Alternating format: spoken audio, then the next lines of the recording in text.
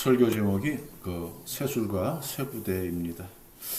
지난주에 말씀드렸습니다만 사순절은 우리의 신앙을 돌아보고 하나님 앞에서 새롭게 변화되는, 오늘 말씀의 주제가 이제 변화가 되어지는데, 우리 권사님 가만히 오시는 거 너무 반가웠죠? 너무 반갑고요. 그리고 잠깐 사이에 제가 지금 단위에서 생각하는 게, 그전에는 이제 어머님, 아버님 천국 보내드리고 이제 와서 이렇게 함께 예배 드렸습니다만, 오늘 이제 업무 보러 왔다가 우리 교회에 오셨습니다. 근데 그래서 아주 주마등 같이 제가 생각이 났어요. 권사님 기억 못 하실 겁니다. 중학교 시절에 제 친구, 저희 집에서 세를 살던 장정란이라는 친구가 있는데, 권사님하고 그때는 친했습니다. 이전에 한번 물었는데 잘 기억이 없다고 하시더라고요. 근데 그때는 굉장히 두 분이 친했는데, 또 김향숙인가요? 그런 또 저 뒤에 물탱크 뒤에 살던 그쪽하고. 근데 어느 날 저를 만나자고 장정란이가 이제 왔는데, 우리 권사님이 같이 계셨어요. 근데 왜 왔냐 하면은 그 영남교회에서 중등부 문학의 밤 한다고 그거 초대한다고 왔었어요. 그래서 제가 좀 아주 무안을 줬었습니다. 무안을 주고, 쉽게 말하면 그딴 거 뭐 하러 가냐 이런 식으로. 저는 그때 이제 불교도의 집안이었으니까.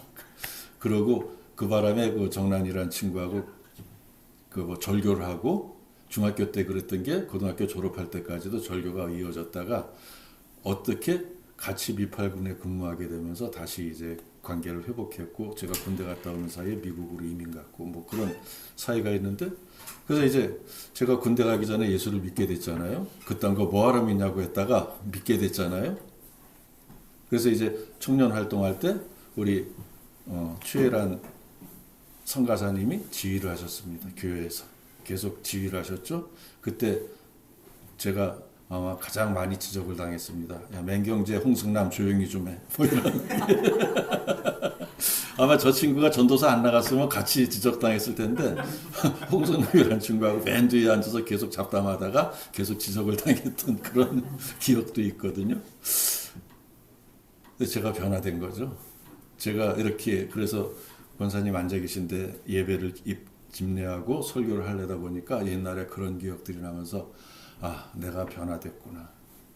그 시절에 제가 좀 어울려서 지내던 친구가 알래스카 한인교회 장로가 되었길래, 야, 네가 예수 믿는 건 알아도 내가 정말 감사한데 어떻게 장로까지 됐니 했더니 그 친구가 딱, 넌 목사잖아 인마. 그랬던 그런 기억도 있고, 페이스북으로 대화했던 겁니다. 어쨌든 변화됩니다. 변화는 유익하게 변화되는 거 좋은 거죠. 오늘 아침에 설교에 술 이야기가, 저 술병이 있잖아요. 술병이 있어서 술에 관련된 어느 교회에, 실제입니다.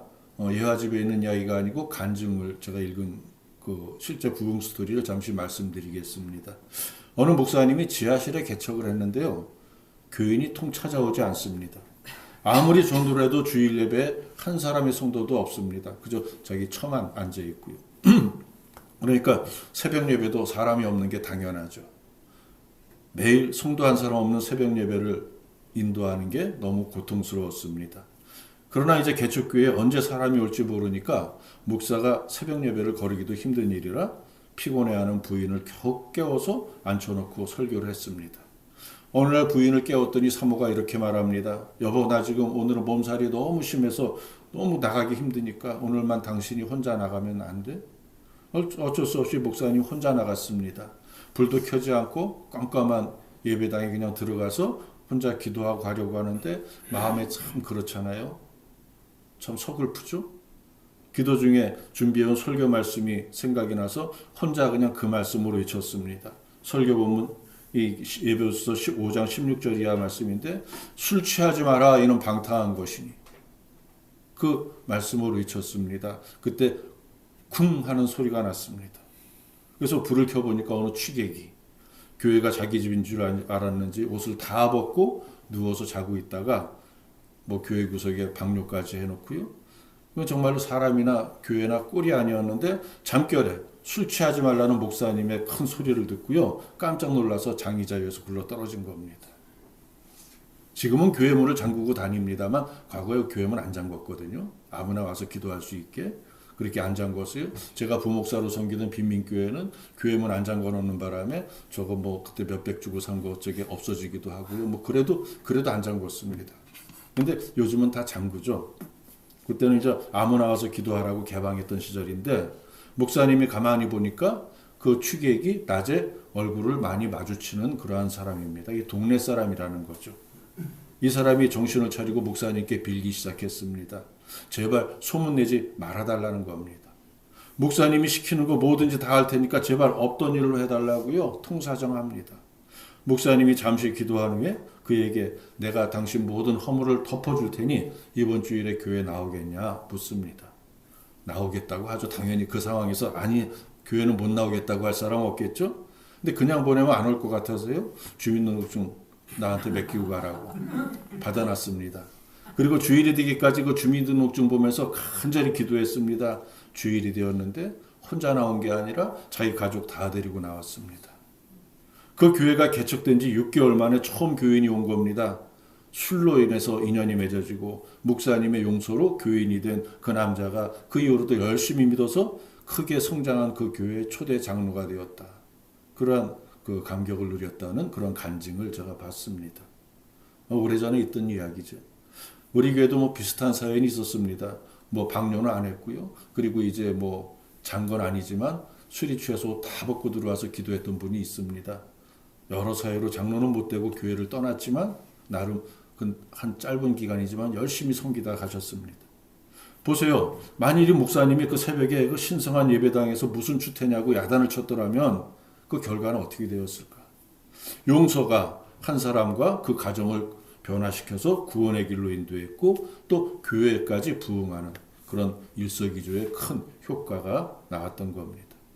누구에게나 주님을 만날 기회는 있습니다. 그러나 변화가 중요한 거죠. 오늘 본문에서 예수님은 비유를 통해서 새롭고 온전한 변화에 대해서 가르쳐 주십니다. 오늘 주시는 말씀을 통해서 우리가 사순절을 어떻게 보내야 될지 좀 더 깊이 나누어 보려고 합니다. 이 말씀은 예수님께서 비유로 하신 말씀인데 마태복음 9장 16절과 17절에도 같은 말씀이 기록되어 있습니다.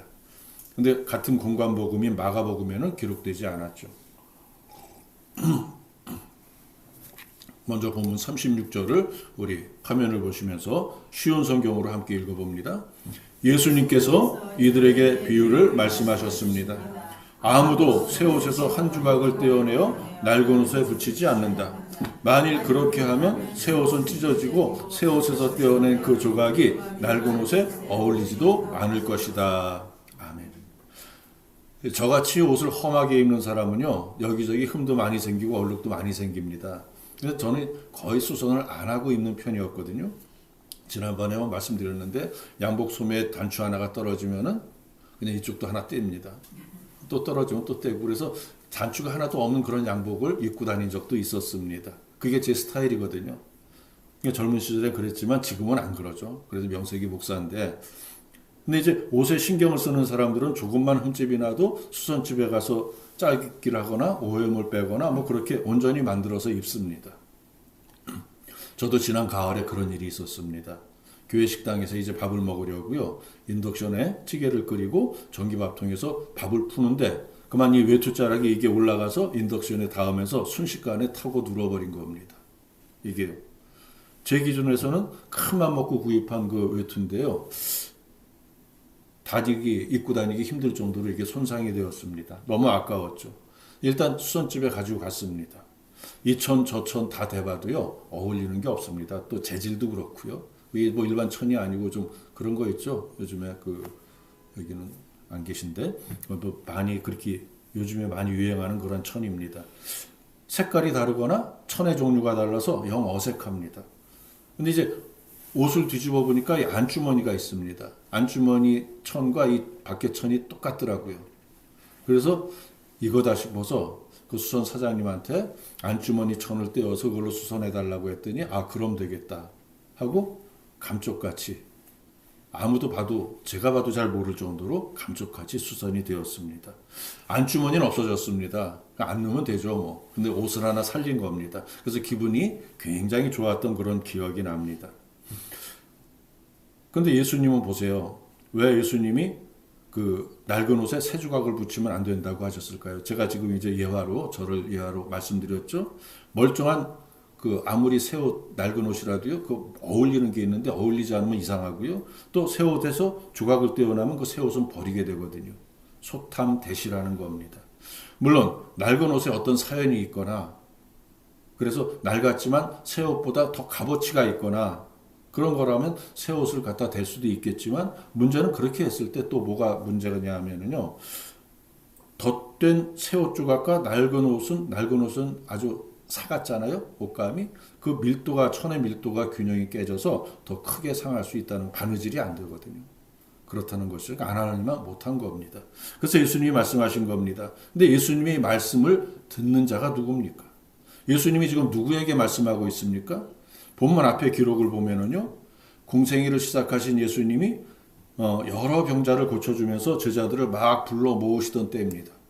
5장, 오늘 말씀이 담겨 있는 5장의 서두에 보니까 게네사렛 호숫가에 서서 무리에게 설교하신 후에 고기잡이하던 베드로와 야고보와 요한을 부릅니다. 마태복음과 마가복음에도 기록된 말씀인데 내용은 조금씩 다릅니다. 오늘 본문 앞에서의 베드로와 야고보와 요한 밤새도록 고기를 잡으려고 했지만 이제 공간복음 세 곳에 나온 것을 제가 조합해서 드리는 말씀입니다. 밤새도록 고기를 잡으려고 했지만 허탕을 치고 그물을 손질하고 있던 중이었습니다. 근데 이제 예수님의 말씀을 믿고 다시 그물을 내렸더니 고기가 너무 많이 잡혀서 그물이 찢어질 정도가 된 겁니다. 이 이적을 현장에서 목격한 베드로와 야고보와 요한에게 너희를 사람 낚는 어부 되게 해주겠다고 하시니까 그들이 예수님을 따르는 것이죠. 그 뒤에 나병 환자도 고쳐주시고 중풍병자도 고쳐주셨습니다. 많은 사람을 고쳐주시니까 무리가 더 환호하겠죠? 따르는 무리가 점점 더 늘어납니다. 그러면 좋은 일인데 이걸 좋지 않게 보는 사람들이 있습니다. 당대의 권력자였던 서기관과 바리새인들. 그들이 왜 예수님이 이적을 싫어합니까? 율법을 따지고 관행을 따지고 하지만 속내는 간단합니다. 자기들 밥그릇이 줄어들기 때문입니다. 지금 우리나라 정치 상황을 한번 보세요. 대통령이 탄핵을 찬성하는 집회, 반대하는 집회가 여기저기서 열리고 있습니다. 집회에 참석하는 국민들 가운데요. 대부분은 정말 애국하는 심정으로 나오는 사람들이라고 저는 믿습니다. 애국하는 마음으로 나라 걱정에 열일 제쳐놓고 거리에 나와서 탄핵을 찬성할 수도 있고요. 똑같은 마음으로 탄핵을 반대할 수도 있습니다. 본인들의 정치 성향 또 판단으로 이게 갈라져서 그렇게 되어 있겠지만 그들 마음의 근본은 같을 겁니다. 애국, 애족. 하지만 그 위로 쭉 올라가 보세요. 그 상황의 중심에 서 있는 정치인들. 제가 단언하건대 그들의 속셈은 애국, 애족보다는 밥그릇 지키기와 밥그릇 빼앗기입니다. 선관위 고위직들의 자녀 채용 비리도 그런 것이고 민노총 노조원들이 파업을 할 때마다 자기 자녀들 입사를 보장받으려는 그러한 시도도 그런 것이고 결국 남의 밥그릇 빼앗는 거잖아요. 제가 세상에서 잘 나가던 시절에요. 은행 지점장들과 교류를 많이 했는데 어느 큰 은행 지점장이 말씀하시기를 자기는 총선이 끝나는 때가 제일 두렵답니다. 뭐가 두려우냐고 하니까요. 당선자가 정해지잖아요. 총선에서 뭐 여당이든 야당이든 보수 후보든 진보 후보든 당선되잖아요. 그럼 꼭 얼마 안 돼서 당선자 비서가 명단을 가지고 온답니다. 자기가 당선되는데 힘써준 분들 자녀들이니까 채용해달라 하는 건데 뭐 다 똑같이 그런답니다. 적게는 서너 명, 많게는 뭐 10여 명까지. 은행 지점 직원이 다 해봐야 20, 30명이 불과한데 어떻게 그들을 다 채용합니까? 심지어 20명 근무하는 지점에 30명의 명단을 들이밀었던 그런 정치인도 있답니다. 어쨌거나 그 가운데 일부라도 채용하려면 근무하는 직원들 가운데 그만큼 해고해야 되잖아요. 그때만 해도, 지금 이야기가 아닙니다. 그때만 해도 그런 부조리가 횡행하던 시절이었습니다. 그렇게 들어온 사람들을 그래서 부르는 말도 있었죠. 낙하산이라고요. 낙하산. 1900년대 이야기. 요즘엔 어림도 없는 이야기죠. 불과 30년도 안 되는 과거지만 그때와 지금은 세상이 완전히 달라졌습니다. 근데 그 어림없는 일이 지금 대한민국에서 여전히 벌어지고 있었던 겁니다. 보세요. 근데 불과 30년 전 그때는 은행에서 정치인들, 국회의원, 새로 당선된 국회의원의 청탁을 들어줘야 됐을까요? 만약 현직이 된 국회의원의 청탁을 안 들어주면 그 지점을 거래하던 그 지역의 업체들이 삽시간에 예금을 빼내간다는 겁니다. 인사고과의 가장 큰 비중을 차지하는 예금고에 목숨을 걸고 있는 지점장이 그걸 그냥 넘어갈 수 없잖아요. 마찬가지입니다. 국제적인 기업도 아니고 지역에서 잘 나가는 기업들 처지에서 자기 지역 국회의원이 야 은행 바꿔 저쪽으로 보내 이럴 때 그걸 또 거절할 수 없는 것이죠. 먹이 사슬이 얽히고 설켜 있는 게 정글과 같은 세상의 모습입니다. 뭐 2000년 전이라도 그게 달랐겠습니까? 예수님 때의 서기관과 바리새인들도 마찬가지였던 겁니다. 예수님이 가는 곳마다 무리가 모여드는 것을 눈으로 보면서 자기들 밥그릇이 줄어드는 게 보이니까 계속 시비를 겁니다. 왜 신성모독을 하냐? 왜 세리와 죄인들과 먹고 마시냐? 왜 금식도 하지 않냐? 당시 권세가들이 예수님을 대하는 태도에 자기 밥그릇 줄어드는 그러한 염려가 제일 컸고요. 그 외에 또 다른 이유도 있었습니다. 제가 출석부 신앙이라는 것을 예전에 말씀드렸잖아요. 초신자가 은혜 받고 새벽 기도에 나오면요. 기도할 생각 안 하고 먼저 뭐 한다? 출석 부른다고요. 자기 마음속으로 빙빙 둘러보면서 오늘 아무개 장로님 안 나왔네? 오늘 아무리 권사님 안 나왔네? 뭐야? 장로 권사가 새벽 기도도 안 나와? 나도 나왔는데. 그러면서 이렇게 생각한다는 겁니다. 목사님이 먼저 된 자가 나중되고 나중된 자가 먼저 된다는 말이 성경에 있다고 했는데 마태복음 19장 30절에 있거든요. 근데 정말 그 말이 맞구나. 아 이제 예수 믿기 시작한 내가 장로 권사보다 믿음이 낫네? 이렇게 생각한다는 거죠. 기껏 새벽기도 한번 나와서 신앙의 선배들을 평가하는 어리석음을 이게 좀 가장된 말이지만 이런 경향이 실제로 있다는 겁니다. 이런 출석부 신앙에서 벗어나야 믿음의 대가로 성장할 수 있습니다. 서기관과 바리새인들이 예수님을 대하는 태도가 이와 비슷한 상황인 겁니다. 예수님이 병도 잘 고치고 말씀도 잘하고 그래서 사람들이 많이 따르는 것은 알겠습니다. 인정합니다. 근데 예수님과 그의 제자들이라는 그런 부류가 다니면서 하는 행동을 보면 그야말로 가관인 겁니다. 그들의 눈에 서기관 바리새인들의 눈에 보기에 가관인 겁니다. 율법도 안 지키고 안식일도 범하고 제자들 수준도 다 뭐 어부나 뭐 그런 수준이고 그러면서 세리와 죄인들과 어울려 먹고 마시느라고 정신이 없네. 요한의 제자들도 금식을 자주 하고 바리새인 제자들도 금식을 자주 하는데 예수의 제자들은 금식도 통 안 하네. 뭐 그 스승이나 그 제자들이나 다 그거지 뭐. 저러면서 무슨 선지자라는 거야. 저러면서 무슨 랍비라는 거야 하면서 예수님을 폄하하는 겁니다. 당시 바리새인들은요. 월요일과 목요일에 금식했습니다. 매주 일주일에 이틀씩. 자발적인 금식이 아니라 율법의 의무였습니다. 율법이 하나님의 말씀이 아니라 그들이 쪼개놓고 만들어 놓은 율법이죠. 그런 서기관과 바리새인들에게 예수님이 본문의 말씀을 하신 겁니다. 이때는 예수님이 세리 레위를 제자로 삼기 위해서 부르신 그때였거든요. 레위는 마태복음을 기록한 마태의 다른 이름인데요. 세리, 요즘 말로 세무공무원이니까 당시 어부가 주를 이루던 예수님의 12제자 가운데 열혈당원이었던 가룟 유다와 함께 나름 지식인이라고 할 수 있는 사람이었죠. 하지만 당시 사회에서는 죄인과 동급으로 여겼던 사람입니다. 백성들의 고열을 빼먹는 그런 빨아먹는 매국노였기 때문에. 성경에 나오는 유명한 세리가 누가 있습니까? 삭개오가 있죠.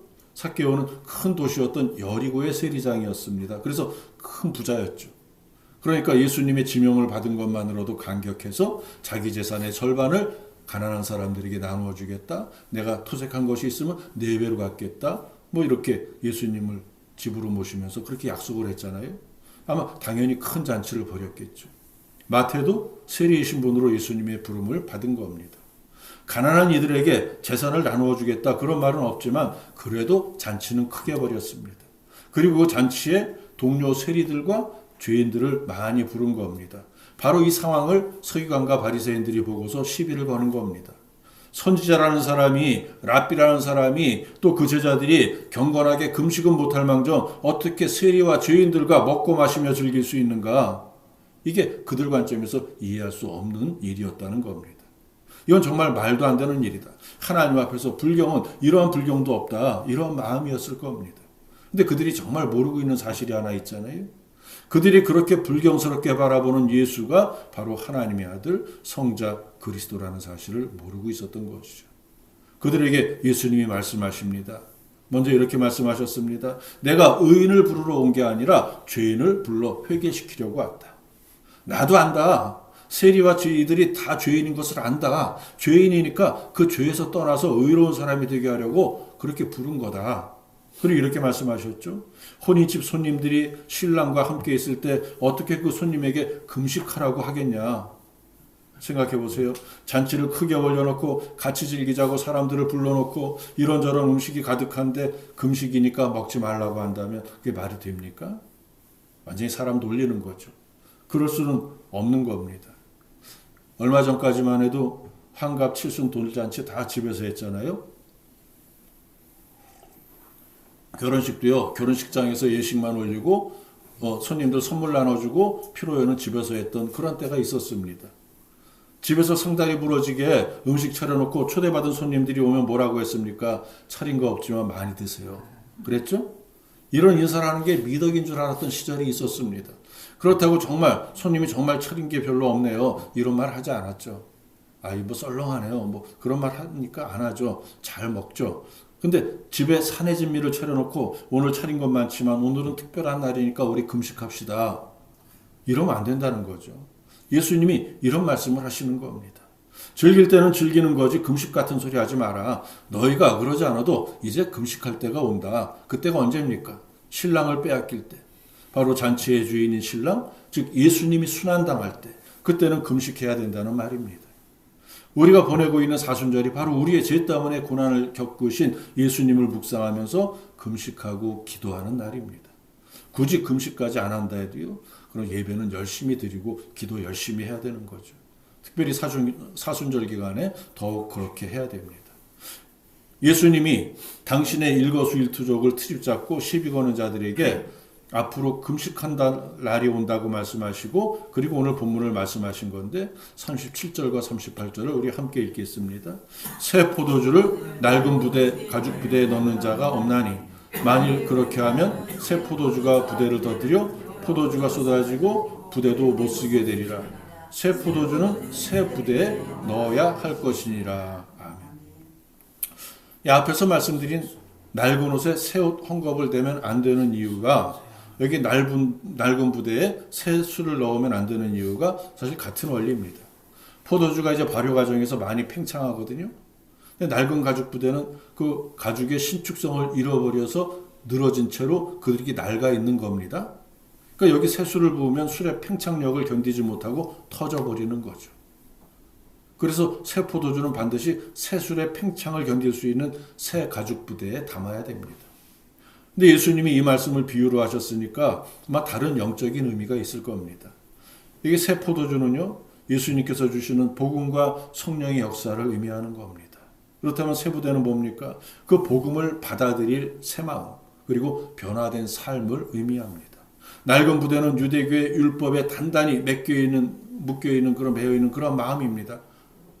그들에게 예수님의 복음은 어리석은 자들을 선동하는 철없는 소리로 들릴 뿐입니다. 그들에게는요. 아무리 노력해도요. 귀를 막고 듣지 않으면 눈꽃만큼도 변화가 있을 수 없습니다. 변화가 얼마나 중요한 것인지 성경 말씀을 통해서 한번 알아보죠. 고린도후서 5장 17절입니다. 그런즉 누구든지 그리스도 안에 있으면 새로운 피조물이라 이전 것은 지나갔으니 보라 새 것이 되었도다. 지나갔다는 거죠. 지나갔으니까 이것은 변화되었다는 겁니다. 지나간 이전 것은 죄에 속해 있던 과거의 삶을 말하는 것이죠. 과거의 악행, 과거의 잘못된 습관, 과거의 부끄러운 언행, 기타 등등. 하지만 중요한 사실은 이전 것이 그냥 지나가는 것은 아니라는 겁니다. 내가 예수를 만났다고 그냥 지나가는 것은 아니라는 겁니다. 내가 지나가게 만들어야 지나가는 겁니다. 내가 지나가야 되는 겁니다. 내가 버려야 버려지는 겁니다. 물론 내 힘으로 안 되니까 하나님의 도움을 요청하는 거죠. 지난주에 제가 영생에 대해서 말씀드리면서 다른 종교의 영생관 다 말씀드렸잖아요. 근데 다 비슷비슷합니다. 죄를 지면 잘못되고 선을 행하여 좋은 데 갑니다. 다 비슷한데 뭐가 다르다고 했습니까? 그게 인간의 힘으로는 할 수 없다는 거죠. 절대로 인간의 힘으로는 못한다는, 불가능한 것을 우리는 성령님께서 함께 해주기 때문에 할 수 있다는 거. 그러니까 다른 종교는 사람이 만든 종교라 그게 잘 불가능한 겁니다. 조세형이라는 대도가 있었죠. 다 아실 겁니다. 물방울 다이아몬드 조세형. 그가 감옥에서 주님을 만나고 회심했습니다. 신앙생활 열심히 하고 신학을 해서 목사까지 되었습니다. 하지만 일본에서 좀도둑짓 하다가 체포되었죠.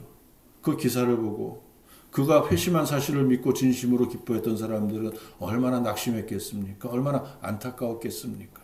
그의 회심이 거짓은 아니었을 겁니다. 김태촌이나 또 양 누굽니까? 이 사람들 다 조직폭력배 두목들이 다 회심하고 김태촌은 순복음교회에서 신우회까지 조직했는데요. 아마 그 당시 그들은 진심이었을 겁니다. 실제로 그랬을 겁니다. 신앙생활도 열심히 했을 겁니다. 그런데 문제가 뭡니까? 이전 것을 버리지 못했던 거죠. 이전 것이 지나가지 않고 그들의 발목을 붙잡았던 겁니다. 이러한 신앙인이 실제로 얼마나 많은지 모릅니다. 사순절은요, 우리의 낡은 죄성과 이 세상의 가치관을 벗어버리고 이전 것은 다 지나가게 하고 예수님 안에서 새로운 삶을 입는 그러한 시간이 되어야 됩니다. 낡은 신앙의 습관, 반복되는 죄, 세상의 욕심 그대로 둔 채 예수님의 가르침을 부분적으로만 받아들이면 겉으로는 신실한 신앙인인 척할 수 있습니다. 집사도 되고 권사도 되고 장로도 되고 할 수 있습니다. 목사도 될 수 있습니다. 근데 그 내면의 죄가 팽창해서 언젠가는 세수를 담은 낡은 가죽부대와 같이 터져버리고 말게 될 겁니다. 이번 목요일 성경 공부 때 우리 교수님이 이단들 특히 유광수를 말씀하시더라고요. 처음엔 유광수를 참 좋게 봤는데 뭐 그런 말씀하시더라고요. 얼마 전에 PD수첩에 나왔잖아요. 그들은 죄를 짓고도요 회개 안 합니다. 이미 회개 다 했다고요. 구원판 올리죠. 그러면서 죄를 짓는 아이들을 부교육자들을 처벌하는 게 아니라 오히려 격려합니다. 유광수 본인도 자기 아들의 친구의 부인을 내연녀로 삼았다가 아들 친구에게 무릎 꿇고 빌었잖아요. 그래서 구속을 면하고 여전히 저렇게 설교하고 여전히 하고 있습니다. 그게 터져버리는 거죠. 로마서 12장 2절 말씀 보세요. 함께 읽어봅니다. 너희는 이 세대를 본받지 말고 오직 마음을 새롭게 함으로 변화를 받아 하나님의 선하시고 기뻐하시고 온전하신 뜻이 무엇인지 분별하도록 하라. 아멘. 이 세대는 낡은 옷이죠. 낡은 부대 이전 것입니다. 여기서 벗어나서 하나님의 뜻에 맞게 변화되어 하나님이 기뻐하시는 삶을 살아야 됩니다. 오늘 본문 39절 마지막 절 보니까 묵은 포도주를 마시고 새 것을 원하는 자가 없나니 이는 묵은 것이 좋다 함이니라. 사람들은요 익숙한 것, 편한 것 쉽게 버리지 못합니다. 그래서 이제 나이가 들수록 이삿짐이 늘어나잖아요. 못 버립니다. 웬만한 건 못 버립니다. 하나도 안 쓰면서도 들고 다닙니다. 못 버리죠. 예수님 당시 바리새인들도요 전통과 율법의 틀 안에 머물기를 원했습니다. 그런 이유로 예수님의 가르침을 거부했던 거죠. 오늘 우리도 마찬가지입니다. 신앙생활을 한다고 하면서도 옛 습관과 타협하고 변화되기를 두려워할 때가 얼마나 많은지 모릅니다. 하지만 사순절은 우리가 하나님 앞에서 새로운 길을 선택하는 그러한 시간이 되어야 합니다. 사순절을 보내며 우리의 마음이 낡은 부대처럼 굳어 있는지 그렇지 않은지 돌아봐야 됩니다. 하나님께서 주시는 새 은혜를 받을 수 있도록 우리의 마음을 새롭게 하고 신앙의 태도를 변화시켜야 됩니다. 결론적으로 말씀드립니다. 예수님은 낡은 옷에 새 조각을 붙이지 말라고 하셨습니다. 우리는 옛 죄성과 세상의 방식에서 벗어나야 됩니다. 새 포도주는 새 부대에 담아야 한다고 말씀하셨습니다. 하나님의 말씀을 받을 새 마음을 준비해야 됩니다. 오늘 말씀에서 가장 중요한 포인트는 새 것을 거부하지 말라는 겁니다. 익숙함을 고집하지 말고 하나님이 주시는 변화를 기쁘게 받아들이라는 말씀입니다. 사순절 두 번째 주일에 주신 이 말씀을 마음에 담고 마음을 더욱 새롭게 하여 예수님께서 주신 그 새 생명을 온전히 받아들여서 주님의 기쁨이 되는 저희가 다 될 수 있기를 주의 이름으로 축원해 드립니다.